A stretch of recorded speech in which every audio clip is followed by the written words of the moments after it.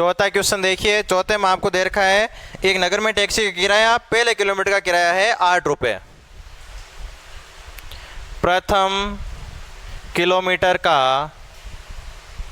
किराया बराबर 8 रुपये, उसके बाद की दूरी के प्रति किलोमीटर का किराया 5 रुपये है।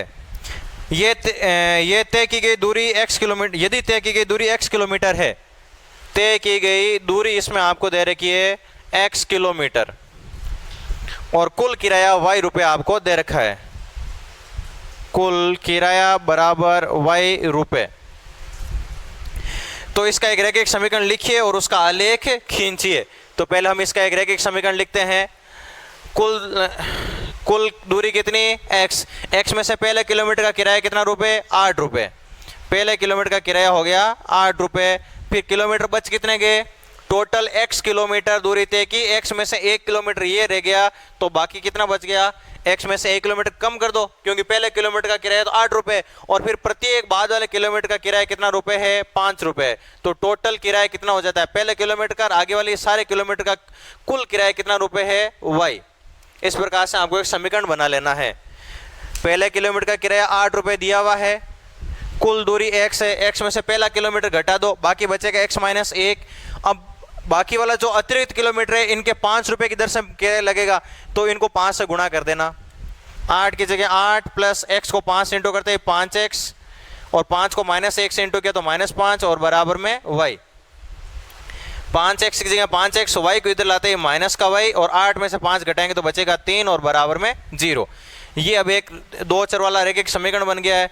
अब इसको आपको x और y के दो मान लेने हैं और फिर इनको ग्राफ में दर्शाना है, इनका ग्राफ भी आगे बनाना है, ये आपको करना है। आगे देखिए पांचवें में आपको निम्नलिखित आलेखों में से प्रत्येक आलेख के लिए दिए गए विकल्पों से सही समीकरण का चयन कीजिए। सही समीकरण का चयन करना है कि y और x आपस में बराबर है या नहीं है, क्या है, इसमें खूब सारे बिंदु आपको दे रखे हैं।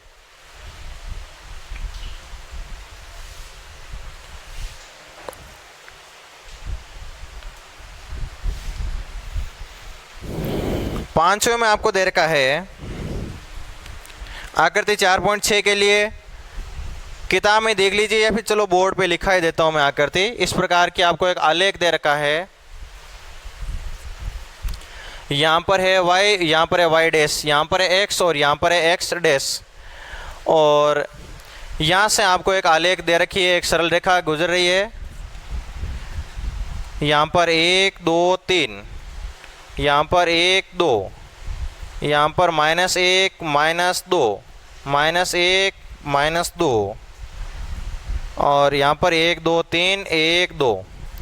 ये इसमें खूब सारे बिंदु दिए हुए हैं। x बराबर आपको पहले में दे रखा है y बराबर x, सेकंड पॉइंट में आपको दे रखा है x प्लस y बराबर 0, थर्ड पॉइंट में आपको दे रखा है y बराबर 2x और फोर्थ पॉइंट में आपको दे रखा है 2 प्लस 3x 3y प्लस बराबर 7x। देखो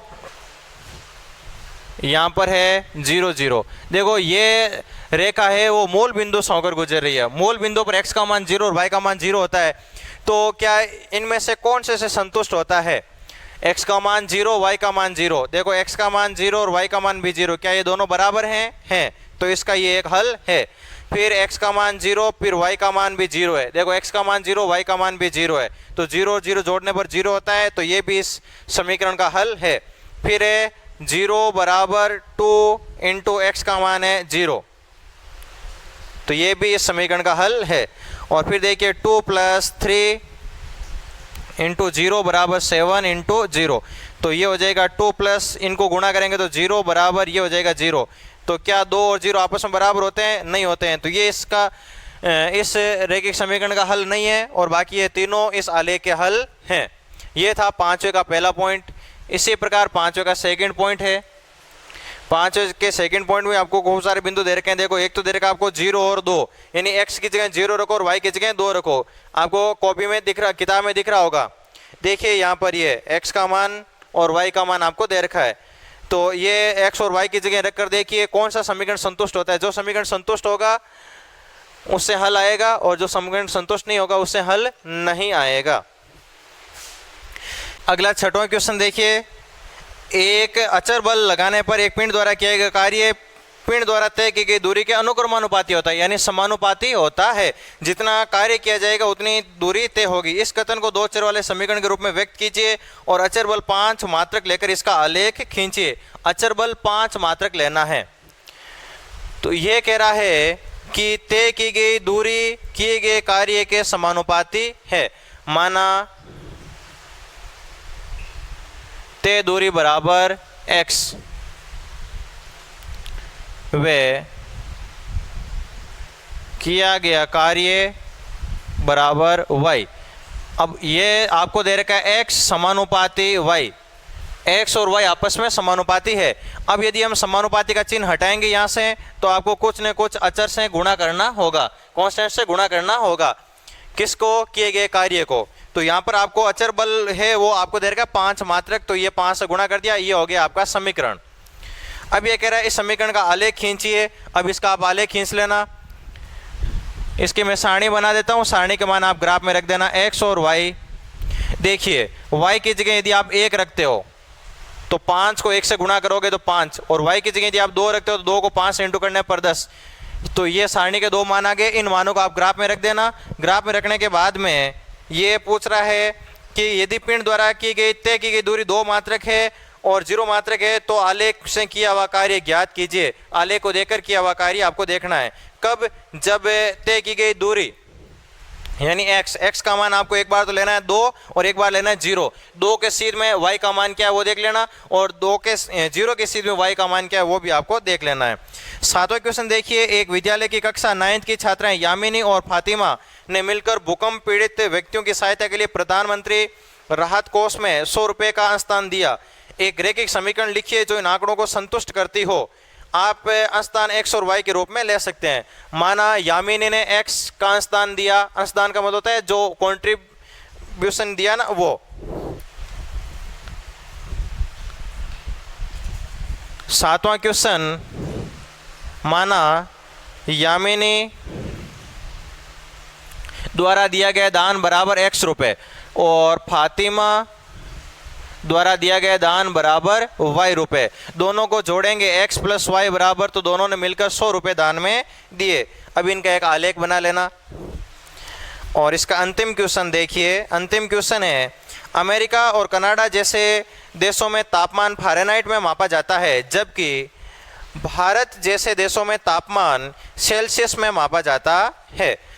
यहाँ फ़ारेनहाइट को सेल्सियस में रूपांतरित करने वाला एक रैखिक समीकरण दिया गया है और नीचे कुछ प्रश्न पूछे गए हैं।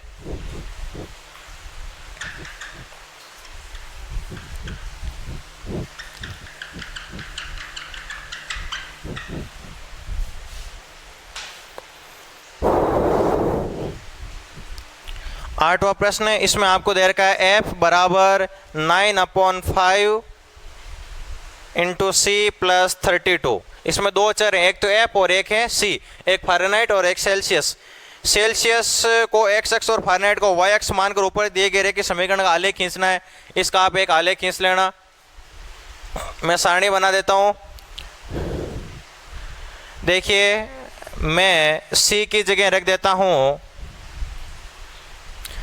10 या फिर 5 रख देता हूँ। चलो c बराबर 5 रखने पर f बराबर 9/5 इंटू सी का मान है 5 और प्लस में है 32, तो 5 से 5 कट जाएगा, 9 और 32 बचेंगे, 9 और 32 हो जाएंगे 41। ये आ गया f का मान 41, सी का मान 5।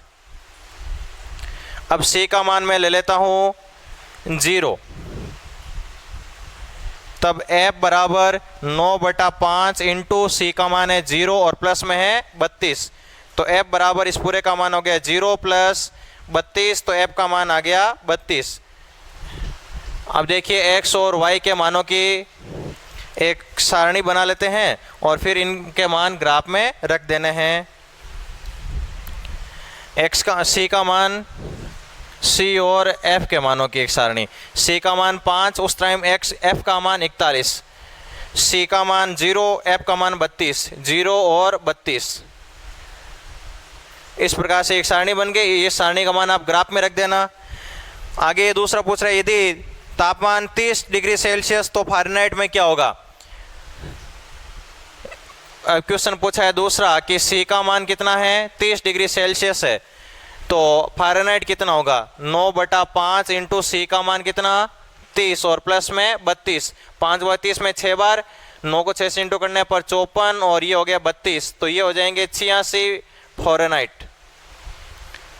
थर्ड में पूछा है, यदि तापमान 95 फ़ारेनहाइट है, एफ 95 डिग्री फ़ारेनहाइट है, तो हमें सेल्सियस में कितना होगा ये देखना है। तो एफ की जगह 95 आपको दे रखा है बराबर 9/5 सी और प्लस में है 32, तो 95 32 इधर भेजते ही माइनस का 32, इधर 9/5 डिग्री सेल्सियस, ये घटाएंगे तो ये बच जाएंगे 63 बटा में 5 इधर भेजते ही इंटू में, और इंटू वाला 9 इधर भेजते ही आ जाएगा बटा में, इधर बचेगा सेल्सियस। 9 का भाग इसमें 7 बार, 7 को 5 से इंटू करना और 35 डिग्री सेल्सियस आ गया। आगे है चौथा, यदि तापमान 0 डिग्री सेल्सियस तो फ़ारेनहाइट में तापमान क्या होगा। सेल्सियस में 0 डिग्री है तो फ़ारेनहाइट में कितना हो जाएगा 32, इसका पूरे का मान तो 0 हो जाएगा। और क्या ऐसा भी कोई तापमान है जो फ़ारेनहाइट और सेल्सियस दोनों के लिए संख्यात्मक समान है, यदि हाँ तो उसे ज्ञात कीजिए। यानी जो एफ का मान है वही सी का मान हो जाए किस तापमान पर, ये हमें ज्ञात करना है। तो -40 डिग्री सेंटीग्रेड पर एफ का फ़ारेनहाइट का मान भी समान होता है और सेल्सियस का मान भी सेम ही होता है। यदि सेल्सियस का मान -40 सेल्सियस है तो फ़ारेनहाइट का भी होगा -40 डिग्री फ़ारेनहाइट। तो ये मान आप ग्राफ से भी पता कर सकते हो। तो ये थी अपनी प्रश्नावली 4.3। आगे हम पढ़ेंगे 4.4। तब तक के लिए नमस्कार, धन्यवाद।